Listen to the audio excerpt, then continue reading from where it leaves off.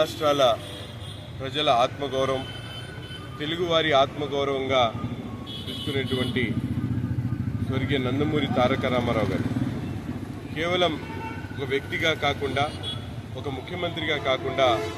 ఆంధ్ర రాష్ట్ర ఆత్మగౌరవాన్ని నడిచేటువంటి వ్యక్తిగా మనందరం కూడా కొలుసుకోవచ్చు. ఎందుకంటే ఆనాడు మద్రాసులుగా పిలువబడేటువంటి తెలుగువారిని పొట్టి శ్రీరాములు గారు త్యాగం చేసి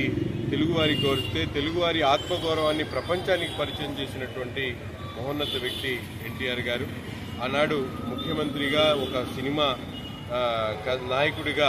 అనేక కృష్ణుడిగా, అలాగే అనేక రూపాల్లో తెలుగువారికి సంస్కృతిని పరిచయం చేసినటువంటి వ్యక్తి నందమూరి తారక రామారావు గారు. రాజకీయాల్లోకి వచ్చిన తర్వాత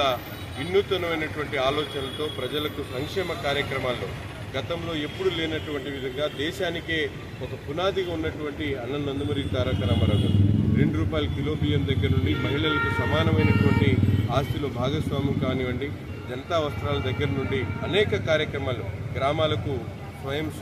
సమృద్ధి చెందినటువంటి విధంగా పంచాయతీరాజ్ వ్యవస్థను బలోపేతం చేయడం కానీ అనేక అంశాల్లో ఈరోజు భావితరాలకు స్ఫూర్తిగా ఉన్నటువంటి ఎన్టీఆర్ గారిని తప్పకుండా రాబోయేటువంటి తరాలు కూడా గుర్తించుకునేటువంటి విధంగా ప్రతి ఒక్కరు కూడా ఆయన జీవిత గాథను ప్రతి ఒక్కరు కూడా తెలియజేసేటువంటి విధంగా వినూత్నమైనటువంటి పద్ధతిలో తీసుకుని తప్పకుండా దీనికి గుంటూరు తూర్పు నియోజకవర్గం వేదికగా రాబోయేటువంటి సంవత్సర కాలంలో ఇక్కడ ఉన్నటువంటి ఏదైతే ఎన్టీఆర్ గారి కళాక్షేత్రం ఉందో దీన్ని పూర్తిగా అభివృద్ధి చేయడమే కాకుండా దీని ద్వారా రాబోయేటువంటి తరాలకి ఆయన చేసినటువంటి ఘనకార్యాలు, మంచి కార్యక్రమాలన్నీ కూడా భావితరాలకు తెలియజేసేటువంటి విధంగా చేస్తామని చెప్పి సందర్భంగా తెలియజేస్తూ మరొకసారి మహానాయకుడి ఘనమైనటువంటి నివాళులు అర్పిస్తూ ఈరోజు గత 50 సంవత్సరాల నుంచి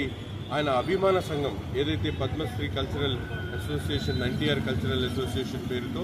50 సంవత్సరాల నుంచి ఎక్కడ కూడా ఆయన మీద ఉన్నటువంటి అభిమానం తగ్గకుండా వయసులో 80-90 సంవత్సరాలున్నా కూడా నిత్యం కూడా ఆయన ఆరాధిస్తూ ఆయన చేసినటువంటి మంచి కార్యక్రమాల్ని ప్రజల్లోకి తీసుకుని వెళ్తూ సేవ చేస్తున్నటువంటి ప్రతి ఒక్కరికి కూడా రుణపడి ఉంటామని చెప్పి సందర్భంగా తెలియజేస్తూ సెలవు.